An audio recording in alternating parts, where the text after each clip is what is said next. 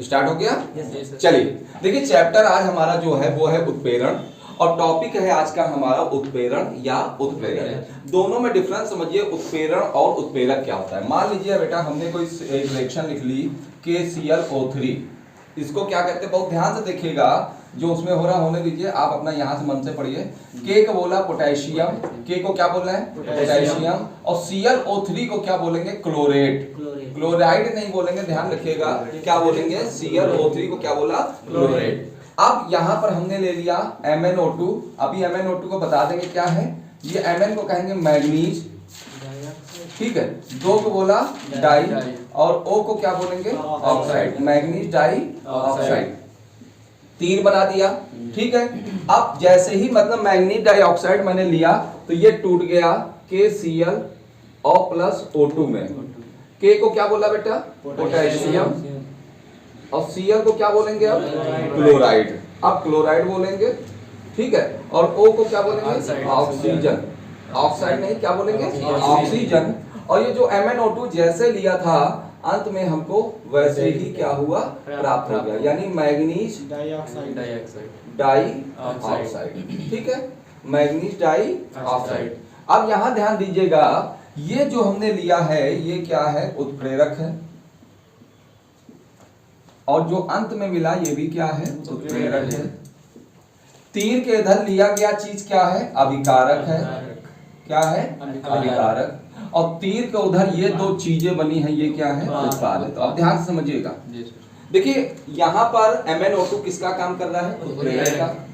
MnO2 इसको तोड़ रहा है, किसको तोड़ रहा है KClO3 को, किसमें तोड़ रहा है KCl और O2 यानी ऑक्सीजन में। और MnO2 शुरुआत में जैसे लिया था अंत में आपको वैसे ही मिल गया, कोई इसकी संरचना में कोई अणुसूत्र में परिवर्तन, Mn जैसे है Mn वैसे ही लिखा है, O2 जैसे है वैसे ही लिखा है। तो देखिए शुरुआत में क्या किया था आपने, जैसे MnO2 लिया था अंत में आपको वैसे ही मिल गया। तो देखिए क्या करता है, ये जो उत्प्रेरक होता है रासायनिक अभिक्रिया की शुरुआत नहीं कराता है, केवल मदद कर देता है। तो यहाँ पर क्या है MnO2 एक प्रकार का उत्प्रेरक है, ये इसकी मदद करता है, क्या मदद कर रहा है KClO3 यानी पोटेशियम क्लोरेट को तोड़ने में, किसमें तोड़ने में पोटेशियम क्लोराइड व ऑक्सीजन, बैलेंस कर लेंगे। और MnO2 शुरुआत में जैसे लिया था अंत में आपको बिल्कुल वैसे ही प्राप्त हो गया। तो ये क्या है उत्प्रेरक है, और ये जो पूरी क्रिया हो रही है, ये जो पूरी क्रिया हो रही है ये कहलाता है आपका, ये पूरी क्रिया कहलाती है उत्प्रेरण। क्या कहलाती है उत्प्रेरण, यानी ये पूरी क्रिया क्या है उत्प्रेरण है, और इसमें लिया गया जो पदार्थ है वो क्या है उत्प्रेरक। दोनों में डिफरेंस समझ में आ गया, समझ में आ गया। यहाँ बैलेंस की रही बात तो आप कुछ ना करें, यहाँ 2 लगा ले, और जैसे ही आप यहाँ K पर 2 लगाए Cl 2 हो गए, O कितने होंगे 2 3 6, तो यहाँ 2 लगा दें और 3 यहाँ लगा दें, 3 दूनी कितना हो गया 6, हो गया कि नहीं हो गया। तो बैलेंस हमारा मुद्दा नहीं है, हमारा मुद्दा ये है कि उत्प्रेरण क्या है और उत्प्रेरक क्या है। तो रासायनिक क्रिया में लिया गया पदार्थ क्या है उत्प्रेरक है, और ये जो पूरी क्रिया हो रही वो क्या है उत्प्रेरण है। और उत्प्रेरक क्या करता है, किसी रासायनिक अभिक्रिया की दर को क्या करता है बढ़ा देता है या घटा देता है, उसे हाँ दोनों काम कर सकता है। अगर मान लो कोई क्रिया बहुत देर तक हो रही है तो उसकी समय को कम कर देगा, और मान लो कोई क्रिया इतने माइक्रो सेकंड में हो रही है कि समझ में नहीं आ रहा है हमें, उसमें हमने उत्प्रेरक डाला तो वो क्रिया समय की दर को क्या करेगा बढ़ा देगा। जो क्रिया नैनो सेकंड में हो रही वो 5 मिनट 10 मिनट में होने लगेगी, और कोई क्रिया 10 घंटे में हो रही है वो मान लीजिए 2 मिनट 3 मिनट में हो गई। अब तुम 10 घंटे तो नहीं बैठ सकते ना, बैठ सकते हो, सवाल ही नहीं उठता यार 10। अब तुम अगर एक चीज बताइए, जो लोहे पर जंग लगना है ये क्रिया बहुत धीमी है, आप एक सरिया डाल दीजिए, मुझे लगता है 50 साल लग जाएगा उस सरिया को खत्म होने में। जी सर। ठीक है, तो आप 50 साल वहां बैठ के देखोगे इस क्रिया को, इतना समय किसके पास है। ठीक है, तो ऐसी क्रिया जो रासायनिक ऐसे उत्प्रेरक होते हैं जो रासायनिक अभिक्रिया की दर को या तो बढ़ा देंगे और क्या करेंगे घटा देंगे, तो ये क्या कहलाता है उत्प्रेरण कहलाता है। अब पूरी क्रिया क्या कहला रही उत्प्रेरण कहला रही, और इसमें लिया गया पदार्थ क्या है उत्प्रेरक। क्लियर हो गया भैया, ये उत्प्रेरक है, मैग्नीज डाइऑक्साइड उत्प्रेरक का काम कर रहा है यहाँ पर, ये इसको तोड़ रहा है, तोड़ने में इसकी मदद कर रहा है, समझ गए, ये तोड़ने में इसकी मदद कर रहा है। और किसमें तोड़ रहा है KCl और O2 में, और अंत में मैग्नीज डाइऑक्साइड जैसे लिया था अंत में बिल्कुल आपको वैसे ही मिल गया, उसमें कोई परिवर्तन नहीं होता ना, उसके भार में कमी होती है, जितना ग्राम लिया तो वैसे ही मिल जाएगा। ना उसके अणुसूत्र में कमी होती है। देख लो KClO3 को तोड़ा तो टूट गया KClO2 में, मगर MnO2 जैसे लिया था अंत में MnO2 वैसे ही मिल गया कि नहीं मिल गया, वो तो नहीं टूटा ना। तो यही क्या है, उत्प्रेरक का इतना काम होता है कि रासायनिक अपक्रिया की दर को बढ़ा देगा और अंत में आपको क्या करेगा, जैसे शुरुआत में लिया था वैसे ही प्राप्त हो जाएगा। क्लियर हो गया भैया? पूरी क्रिया क्या है, उत्प्रेरण, और लिया गया पदार्थ क्या है, उत्प्रेरक। इतना क्लियर हो गया? चलिए आप मेरी बात समझिए, कपड़ा है मेरा? अच्छा आप समझिए, ये समझ में आ गया? लिखने का काम आपका है, समझा मैंने दिया है, ठीक है? बस आप नोट कर लीजिएगा, जहां समझ में ना आए मुझे फिर से बताइएगा, ठीक है? रिएक्शन नोट करोगे कि आगे बढ़े? आगे बढ़े? समझ में तो आ ही गया होगा ना, ना आए हमको तुरंत बताना, ठीक है? अब उत्प्रेरण के प्रकार भी होते हैं, ठीक है? समझ में अगर आ जाएगा तो आप कोई भी चीज लिख सकते हो, और जब समझी में नहीं आएगा तो आप लिख क्या सकते हैं। तो ध्यान दीजिए, उत्प्रेरण के प्रकार में एक समांगी उत्प्रेरण आता है, एक विसमांगी, ठीक है? एक समांगी उत्प्रेरण आता है, और इसी जगह पे हम आपको विसमांगी उत्प्रेरण भी बता देंगे। ध्यान से देखिएगा, समझ में आएगा एक ही बार में, ये वादा है आपसे। देखिए समांगी उत्प्रेरण क्या होता है। समांगी उत्प्रेरण में जब अभिकारक और उत्प्रेरक की भौतिक अवस्थाएं समान होती हैं, ठीक है? कौन सा अभिकारक कौन सा उत्प्रेरण, मैं एग्जांपल का एक माध्यम ले लेता हूं। मान लीजिए हमने ले लिया, यहां पर एग्जांपल लिया गया है SO2 सल्फर, दो को क्या बोलेंगे, डाई, O को क्या बोलेंगे, ऑक्साइड, सल्फर डाइऑक्साइड। साथ में ले लिया मैंने ऑक्सीजन, ऑक्सीजन मतलब O2, और फिर ले लिया नाइट्रिक ऑक्साइड NO, NO को क्या बोलते हैं, नाइट्रिक ऑक्साइड। और क्या बन गया, ध्यान दीजिएगा, क्या बन गया, ध्यान दीजिएगा, यहां पर बन गया SO3, और NO शुरुआत में जैसे लिया था आपको वैसे ही मिल गया। तो S को क्या बोलोगे, सल्फर, अभी सब क्लियर हो जाएगा। 3 को क्या बोल रहे हैं, ट्राई, और O को क्या बोल रहे हैं, ऑक्साइड, ठीक है? और NO बेटा क्या है, NO क्या है, नाइट्रिक ऑक्साइड, नाइट्रिक ऑक्साइड। ध्यान दीजिएगा, यहाँ पर थोड़ा सा बैलेंस भी कर लेते हैं। यहाँ 2 लगाइए, लग गया 2, और यहाँ पर आप कितने लगाइए, 2 लगाइए। मेरे ख्याल से O देख लीजिए जरा सा, 2 3 सॉरी 2 दूना 4, 4 तो कितने हो गए, 6, ये 2 3 कितना हो गया, 6। बैलेंस का मुद्दा नहीं है, हमारा समझाना क्या है, यहाँ पर ध्यान दीजिए।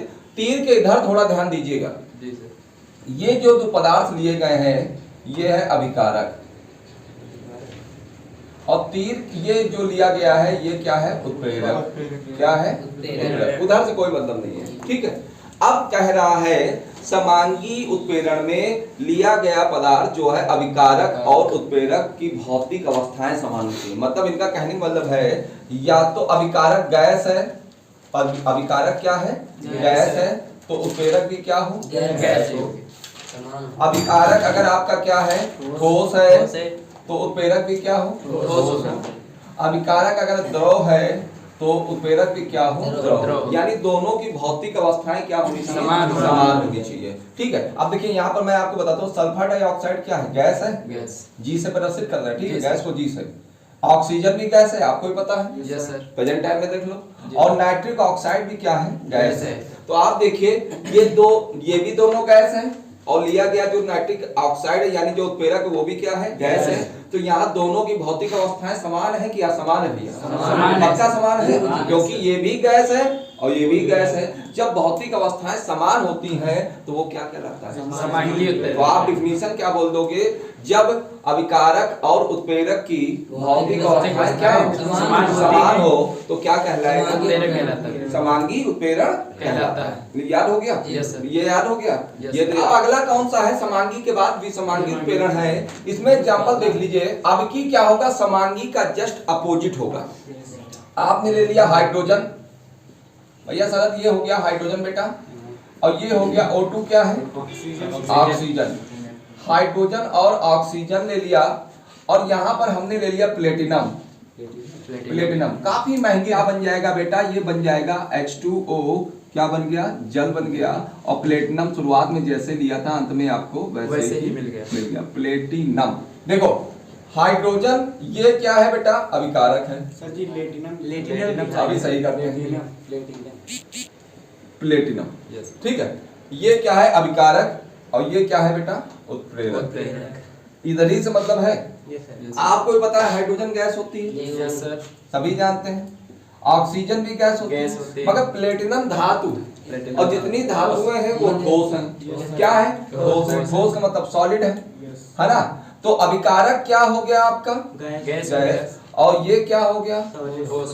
बताओ भौतिक अवस्थाएं समान है? नहीं सर। जब अभिकारक की और उत्प्रेरक की भौतिक अवस्थाएं असमान हो, यानी क्या हो? समान ना हो, तो वो क्या कराएगा? तो देखिए अभिकारक की भौतिक अवस्था क्या है? गैस है, और उत्प्रेरक क्या है? ठोस है। तो जाहिर सी बात है क्या आ गया?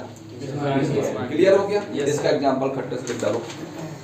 और ध्यान रखना उत्प्रेरण चैप्टर जितना सरल है उतना ही ज्यादा कठिन भी है। आता है, पेपर में आता, कठिन नहीं है, आता है। जब सरल है तो कठिन कैसे हो सकता है? अब देखिए ऋणात्मक उत्प्रेरण क्या है भैया? ऋणात्मक उत्प्रेरण, ऋणात्मक उत्प्रेरण में आप एग्जांपल देख लीजिए। एग्जांपल हमने ले लिया हाइड्रोजन परऑक्साइड का, ठीक है?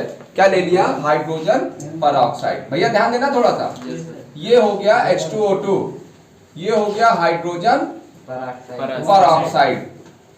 परऑक्साइड, हाइड्रोजन परऑक्साइड क्यों बोला? क्योंकि इसमें एक ऑक्सीजन एक्स्ट्रा जुड़ा हुआ है, जल में एक ऑक्सीजन एक्स्ट्रा जुड़ा हुआ है, इसलिए क्या है? Hydrogen peroxide. अब भैया तीर के ऊपर ले लिया ग्लिसरीन।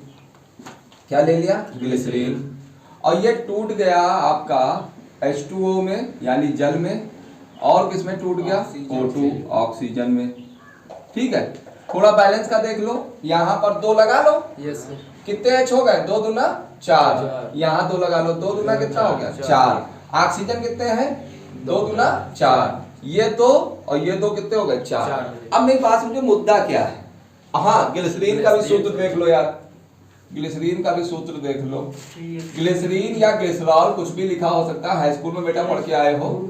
और ये सूत्र होता है CH2OH bond CHOH bond CH2OH। ये ग्लिसरॉल या ग्लिसरीन है, ठीक है? विस्फोटक है एक प्रकार का, ठीक है? बहुत जगहों में यूज होता है, विस्फोटक के साथ और जगहों पे भी यूज होता है। अब हाइट देखिए ये क्या कर रहा है, बहुत आराम से देखिए, मैंने यहाँ पर देखिएगा थोड़ा ध्यान से, ग्लिसरीन थोड़ी देर के लिए मिटा रखा। हाँ, C3H5OH का वर्ड तो इसने क्यों नहीं बन सकता है? अभी एक वैसे लिखे दे रहा है एकदम से, वैसे भी लिख सकते हैं।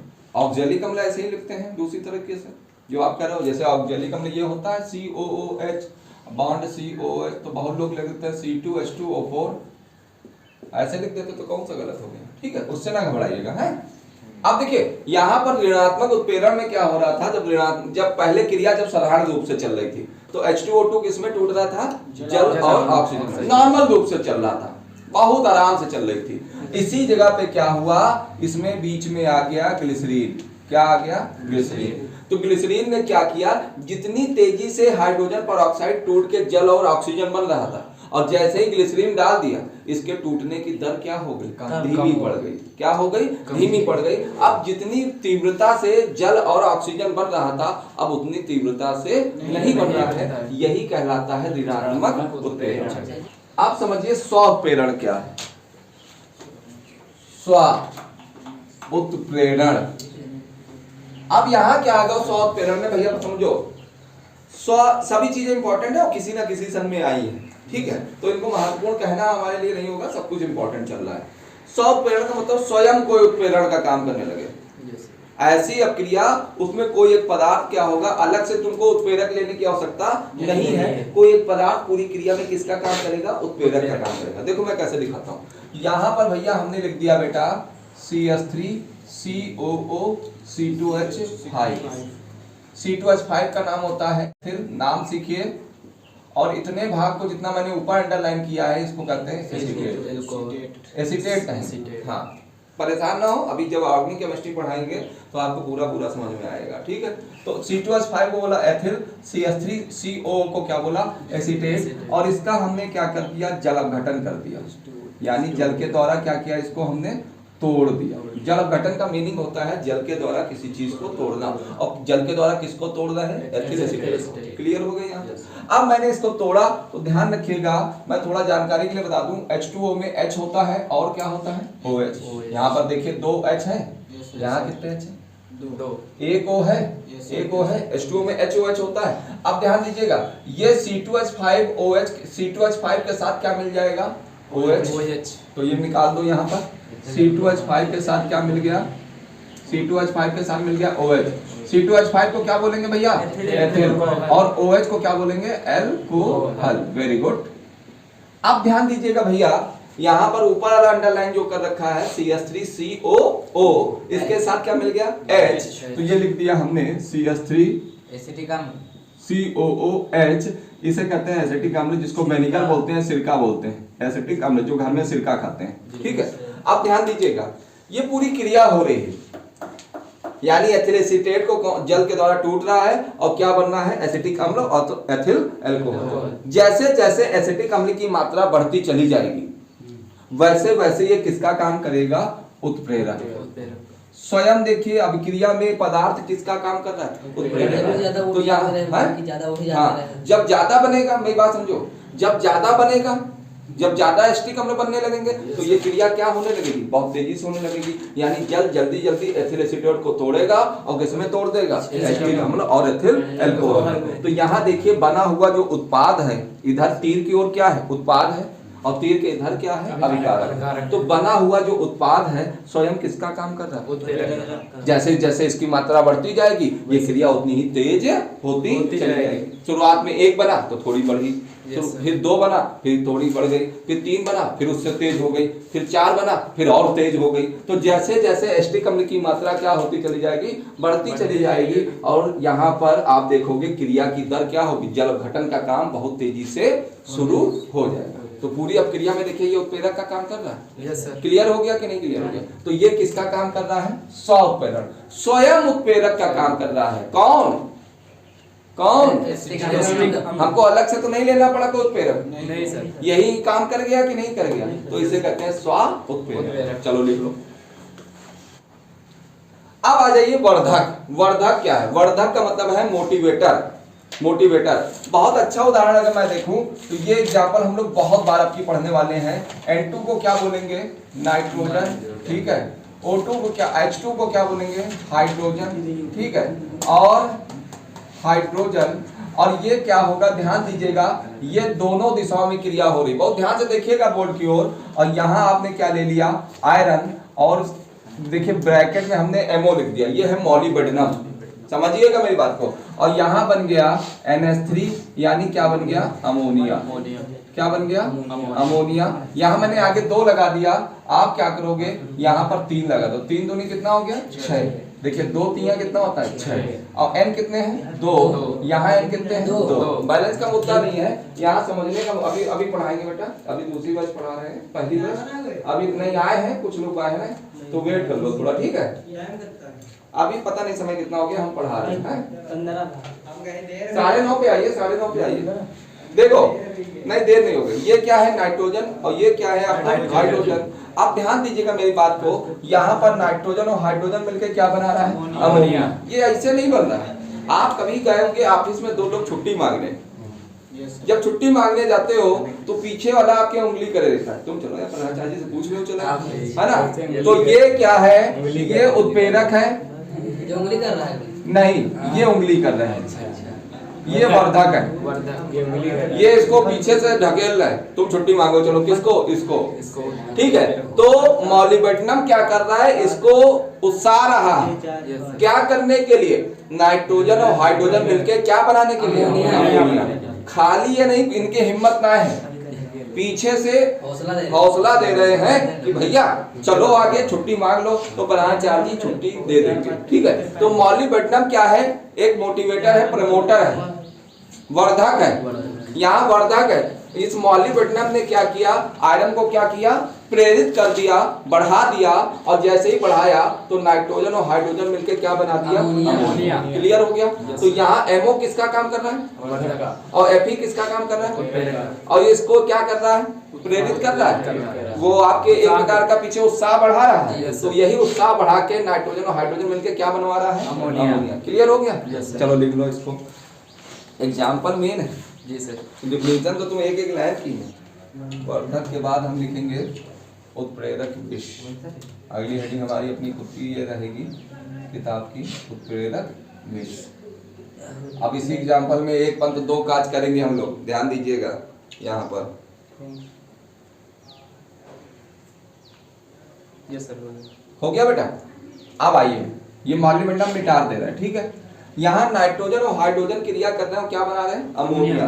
अभी तक एमओ क्या किसका काम कर रहा था? उत्साह का। और यहाँ पर हमने एक ले लिया H2S। H2S को कहेंगे, H2S को कहते क्या है, मैं अलग लिख देता हूँ, हाइड्रोजन सल्फाइड। हाइड्रोजन सल्फाइड, ठीक है। अब हाइड्रोजन सल्फाइड किसका काम कर रहा है? विष का। कोई कोई ऐसे दोस्त होते हैं जो मारो करा देते हैं। Yes sir. प्रिंसिपल साहब के दिन मतलब तुमका उत्साह दिन, तुम छुट्टी मांगो चले और तुम बेमन गए और प्रिंसिपल साहब मोड़ में ना हुए तो कहीं इधर आओ, तुमको बहुत छुट्टी चाहिए, छटाछट 2 दे दिया, कहीं लो हो गई छुट्टी। तो ये कोई कोई आपके दोस्त नहीं क्या होते हैं, दुश्मन भी बन जाते हैं। तो ये हाइड्रोजन सल्फाइड क्या कर रहा है? आयरन के लिए किसका काम कर रहा है? विष का काम कर रहा है। और ये नाइट्रोजन और हाइड्रोजन जितनी तीव्रता से अमोनिया बना रहा था, उसके बनाने की दर को इसने क्या कर दिया? धीमा कर दिया। इतना धीमा कर दिया तो एक प्रकार से ये हाइड्रोजन सल्फाइड जहर का काम कर रहा है, विष का काम कर रहा है। तो आयरन की टांग खींच रहा है पीछे से, क्या ना बनाने के लिए? नाइट्रोजन और हाइड्रोजन मिलकर क्या बनाने के लिए? अमोनिया। तो ये किसका काम कर रहा है? विष का। और मॉलिबेंडम किसका काम कर रहा था? वर्धक का। पीछे बताया था। तो ये समझ में आ गई कि नहीं आ गई? क्लियर हो गया? बताओ भैया। पक्का। तो यहाँ पर हाइड्रोजन सल्फाइड ने आयरन को क्या किया? पीछे की ओर खींच लिया। नाइट्रोजन और हाइड्रोजन मिलकर क्या बनाने के लिए? अमोनिया। और जैसे ही खींच लिया तो नाइट्रोजन और हाइड्रोजन उतनी तीव्रता से अमोनिया नहीं बना पा रहा है। क्लियर हो गया? यहाँ पर प्रेरित उत्प्रेरण। प्रेरित का मतलब क्या होता है? किसी को प्रेरित कर दो, मोटिवेट कर दो। देखो बहुत सारे मोटिवेशन आपको मिल जाएंगे यूट्यूब में, लोग आपको मोटिवेट करते हैं पढ़ने के लिए, कुछ हौसला बढ़ाने के लिए, जीवन में कुछ करने के लिए। वैसे ही यहाँ ये क्या है? प्रेरित उत्प्रेरण है। एक क्रिया क्या करेगी? दूसरी क्रिया को प्रेरित करेगी। यहाँ पर सोडियम आर्सेनाइड जो ऑक्सीजन से क्रिया कर रहा था, वो सोडियम आर्सेनेट बहुत धीमी गति से बन रहा था। अब यहाँ पर ले लिया हमने एक रिएक्शन और ले ली, ये सोडियम सल्फाइड क्या किया? ऑक्सीजन से क्रिया करके क्या बनाएगा? Sodium sulphate. तो यहाँ सोडियम सल्फाइड ने क्या किया? सोडियम आर्सेनाइड की गति को, यानी ये जो सोडियम आर्सेनेट बनना है उसकी गति को क्या किया? बढ़ा दिया। यानी एक अपक्रिया ने दूसरी अपक्रिया की दर को क्या किया? बढ़ा दिया। ये क्या कहलाता है? प्रेरित उत्प्रेरण। यानी यहाँ कितनी रिएक्शन ली जा रही है? 2 क्रिया ली जा रही है। तो यहाँ सोडियम सल्फाइड ने क्या किया? सोडियम आर्सेनाइड की क्रिया को बढ़ा दिया, जिससे सोडियम आर्सेनेट क्या है? तेजी से बनने लगा। तो यहाँ एक अपक्रिया क्या करती है? दूसरी अपक्रिया को प्रेरित करती है, यानी क्या कर देती है? उत्साहित कर देती है। समझ गए मेरी बात की नहीं? अब ये दोनों रिएक्शन लिख लो। क्लियर हो गया? किसी का कोई समस्या? तुम्हें बताओ, है समस्या? तो नहीं, खाली आंसर ना करना, ठीक है। तो एक अपक्रिया ने क्या किया? दूसरी अपक्रिया की दर को क्या किया? बढ़ा दिया। तो क्या कहलाएगा? प्रेरित उत्प्रेरण। प्रेरित उत्प्रेरण। चलो लिख लो।